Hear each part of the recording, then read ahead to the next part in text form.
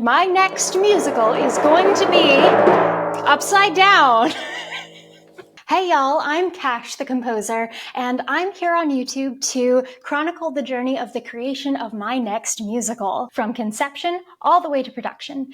2 weeks ago, I asked you to vote on a set of 5 ideas to choose the subject of my next project. I write horror musicals in the same vein as Sweeney Todd, Jekyll and Hyde, and Carrie and the like. My stories tend to focus on flawed female protagonists, and they always have unhappy endings. The 5 ideas suggested were a combo of Daisy's Story from The Great Gatsby with elements of Lovecraft, a jazzy modern take on the queer vampires of Carmilla, the dreams of Snow White and Sleeping Beauty, the victims of Jack the Ripper, and the local ghost story of America's first female serial killer, Lavinia Fisher. But before we find out who the lucky winner is, go ahead and click on that subscribe button so that you can follow along with the journey of this new musical. This survey was the first of many interactive elements. I will be asking for your opinions and other things quite a bit throughout this process. So go ahead and subscribe so that you don't miss a thing. Now that you've subscribed, it's time to announce what my next musical is going to be about. My partner printed out the winner for me so that I wouldn't know in advance. And my next musical is going to be Upside Down. Winning by an overwhelming majority, my next musical is going to be about Lavinia Fisher.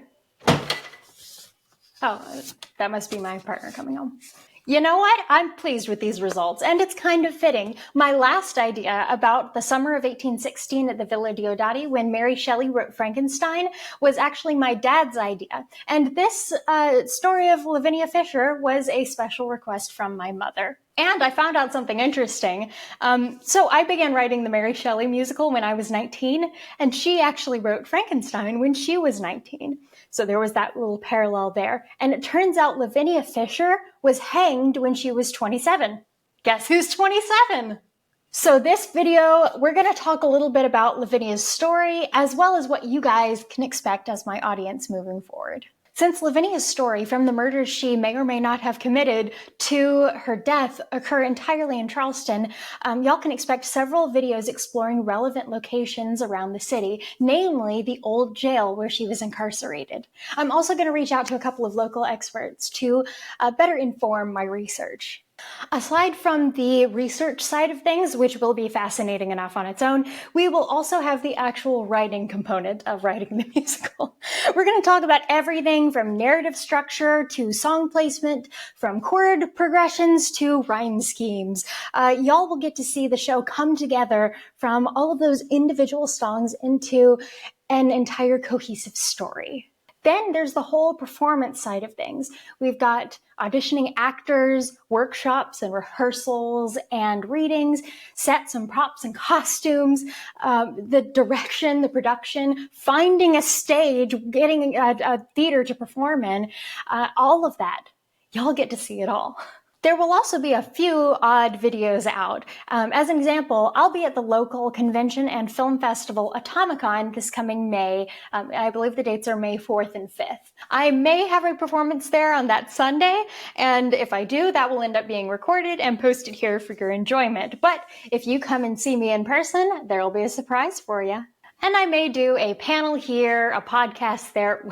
We'll see what happens. Now, we'll go into more detail on her story in the next few videos as I delve into that intensive research process. But today, we're going to hash over the broad strokes just so y'all have an idea of what her story is all about.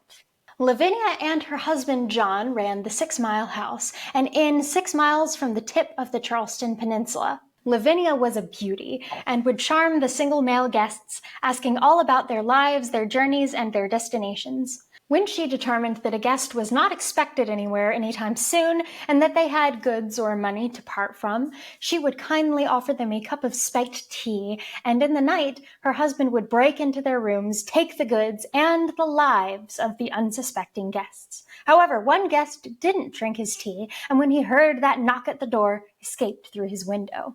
When the cops arrived to arrest the murderous pair, John surrendered in the hope no harm would come to his beloved. In prison, they formulated a plan to escape, but only John made it out and could not bear to be without his Lavinia.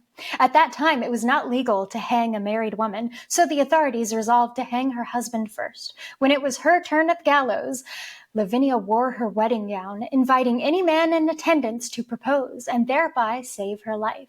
When no man offered their hand, she chose instead to take things in her own hands and announced, "If anyone has a message for the devil, tell me now, for I am about to dine with him," and leapt to her death. You guys, I already have so many ideas. You have the parallel in the escape of their guest and then their attempted escape from prison. You've got the wedding at the beginning of the show. I know that's how I'm going to start it. And then Lavinia wearing her wedding dress at the very finale. Oh, you got a number reminiscent of A Little Priest from Sweeney Todd where they formulate their plan. I've already even got a name for that one. 6 miles up and 6 feet down. I'm excited about this project, and I really hope you guys are too. Hey, dress up that. That's my partner.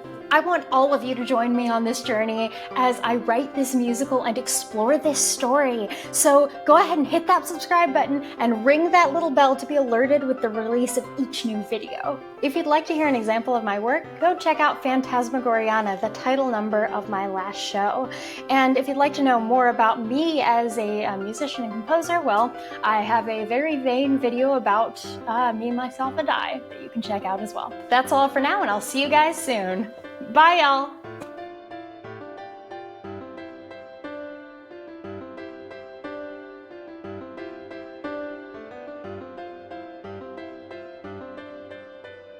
Hey y'all, I'm in the middle of editing this video and I've gotten a couple of messages saying that there was something weird, kind of funky with the survey, like glitches or bugs or something. I don't know what that's all about. I apologize if there was any inconvenience there, but if there's anything, any bugs or glitches in any future things to do with this YouTube project, feel free to reach out and let me know because I am not the greatest with technology and I'm very new at this whole YouTube thing.